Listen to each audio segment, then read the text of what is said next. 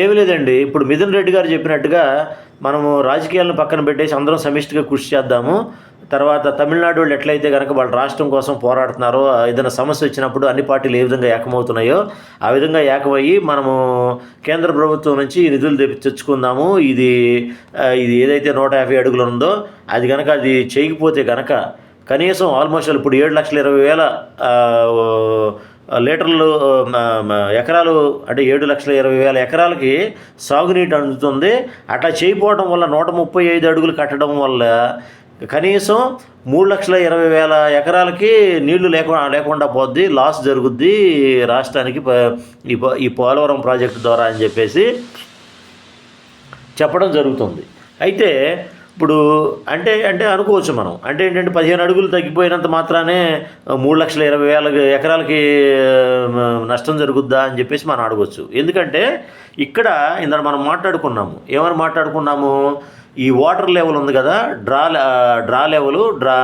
Down level, ఇది ఆ level కంటే తగ్గితే కనుక, ఎందుకంటే దానికి అన్నిటికీ కూడా ఏంటంటే కెనాల్స్, పైప్ లైన్స్ అన్నీ కూడా మనకి వాటికి కనెక్ట్ చేసి ఉంటాయి కాబట్టి ఆ ఎఫిషియన్సీ తగ్గుద్ది అనమాట. ఆ వాటర్ లెవెల్ 135 అడుగుల కంటే తక్కువ ఉంటే ఆ ఎఫిషియన్సీ తగ్గుద్ది అని చెప్పేసి మినిమం ఆ వాటర్ లెవెల్ ఉండాలి. అక్కడి నుంచి ఏంటంటే వచ్చే ప్రతి వాటర్ కూడా ఏంటంటే ఫ్లోటింగ్ ఎక్కువ ఉంటుంది, ఎక్కువ ఏరియాలకు సప్లై చేయబడుద్ది. అందుకనే కనీసం 3,20,000 ఎకరాలకి అన్యాయం జరుగుద్ది.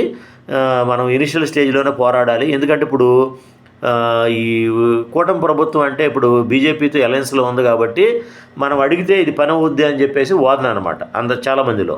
సో కాబట్టి ఇప్పుడు మీరు అలయన్స్లో ఉన్నారు కాబట్టి దాన్ని అడిగి తెచ్చుకోండి, సాధించుకురండి అని చెప్పేసి కూడా అందరూ మాట్లాడడం జరుగుతుంది. ఇప్పుడు సమస్య ఏంటంటే ఏమి లేదు, ఇక్కడ కూటమి ప్రభుత్వం, అధికారంలో ఉన్న ప్రభుత్వం, ప్రతిపక్షాలు, తర్వాత ప్రజలు కూడా, విద్యావంతులు ప్రజలు అందరూ కూడాను సమిష్టిగా ఈ విషయాన్ని కేంద్రం వరకు తీసుకుని వెళ్ళి వాళ్ళని ఇది పోలవరం ప్రాజెక్ట్ అనేది ఆంధ్రప్రదేశ్కి జీవనాడి, కంపల్సరీగా ఇన్ని లక్షల ఎకరాలకి మాకు సాగునీటికి తాగునీటికి ఉపయోగపడుతుంది, కంపల్సరీగా మీరు సహాయం చేయాలని చెప్పేసి ఎందుకంటే మన రాష్ట్రం నుంచి కేంద్రానికి వెళ్ళాల్సినటువంటి ప్రతి పైసా కూడా వెళ్తున్నాయి. అంటే ట్యాక్సుల రూపంలోనూ, వివిధ పన్నుల రూపంలోనూ వాళ్ళు సెంట్రల్ గవర్నమెంట్కి వెళ్తున్నాయి. ఇది జాతీయ ప్రాజెక్టుగా ప్రకటించిన తర్వాత దీన్ని కంపల్సరీగా ప్రతి రూపాయి ఇవ్వాల్సిన బాధ్యత కేంద్ర ప్రభుత్వానికి ఉంది. కాబట్టి మనము పోలవరానికి 150 అడుగులు కట్టమని చెప్పి అడిగే హక్కు కూడా మనకు ఉంది ఆంధ్రులుగా. కాబట్టి ప్రతి ఒక్కరూ కూడా ఈ విషయాన్ని తెలుసుకోండి.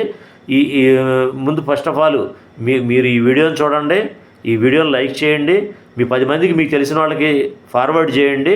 ఫార్వర్డ్ చేసి అందరిలో అవేర్నెస్ తెచ్చుకుని కేంద్ర ప్రభుత్వాన్ని అడుగుదాము, రాష్ట్ర ప్రభుత్వం మీద ఒత్తిడి తీసుకొద్దాము. తర్వాత ప్రతిపక్ష బాధ్యతను కూడా మనం తెలియజేద్దాము. ఇది రాజకీయాలకి ఇది అతీతం అండి. ఈ వీడియో రాజకీయాల గురించి మాట్లాడడం లేదు ఇక్కడ. ఇది పోలవరం అనేది నేషనల్ ప్రాజెక్ట్ కాబట్టి దీన్ని సాధించుకుని తాగునీటిని సాగునీటికి మనం చేసుకుందాం అనేటువంటి ముఖ్య ఉద్దేశం అనమాట. సో ఈ వీడియో కనుక నచ్చితే లైక్ చేయండి, 10 మందికి ఫార్వర్డ్ చేయండి. తర్వాత వేరే వీడియోలో వేరే అంశంతో మీ ముందుకు వస్తాను. ఇప్పుడు సైనింగ్ ఆఫ్, మీ కాగితం రాంబాబు.